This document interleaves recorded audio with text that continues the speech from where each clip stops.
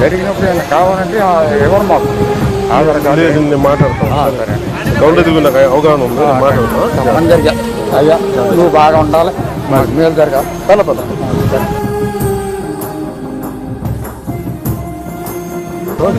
మీ పేరు ఏమన్నారు? బాగా నాగేశ్వరం. మీ పేరు?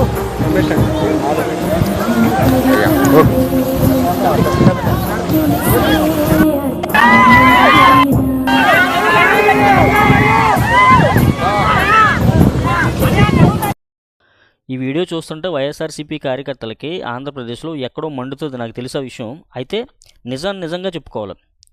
పవన్ కళ్యాణ్ గారు రాజకీయంలోకి వచ్చినప్పుడు అసలు పవన్ కళ్యాణ్ గారికి ఏమొచ్చు, పవన్ కళ్యాణ్ గారికి ఏం తెలుసు? ఒక సినిమా హీరో సినిమాలో మేకప్లు వేసుకునే వాడికి ప్రజల సమస్యలు ఏం తెలుస్తాయి, ప్రజల బాధ్యతలు ఏం తెలుస్తాయి అన్నట్టుగా ఎటకారించారు. వైఎస్ఆర్సీపీ మహిళా కార్యకర్తలతో పాటు వాళ్ళ కాకుండా బయట ఉన్న వ్యక్తుల్ని కేడర్ చేత కూడా తిట్టించారు పవన్ కళ్యాణ్ గారు. అంతెందుకు, మొన్న రీసెంట్గా జడ శ్రవణ్ కుమార్ గారు ఆయన ఒక పొలిటికల్ పార్టీ పెట్టుకున్నాడు, ఆ పొలిటికల్ పార్టీ ద్వారా ఆయన ఎంత ఆశించుకున్నాడు అని అందరికీ తెలిసిపోయింది ఆల్రెడీ.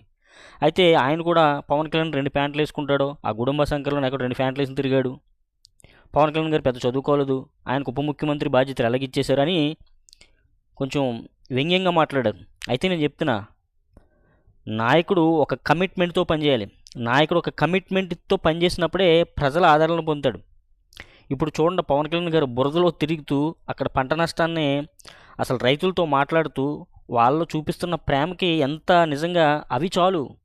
ఒక పొలిటికల్ నాయకుడికి, ఒక పార్టీని నడిపే నాయకుడికి ప్రజల ఆశీస్సులు ఉంటే ఎప్పటికైనా మంచి పొజిషన్కి వెళ్తారు. ఇలా ఇది మీ పార్టీలో ఉన్నట్టు 10 మందిని బూతులు తిట్టుకుంటూ 10 మందిని గాలికి వదిలేసి ఏదో ఆపదలు వచ్చేసిన తర్వాత ప్రెస్ మీట్లు పెట్టి మాట్లాడితే కాదు. ప్రజా సమస్యలు తెలుసుకోండి, వెళ్ళి మీకైనా కూడా కొంచెం విలువ తెలుస్తుంది రాజకీయం పట్ల.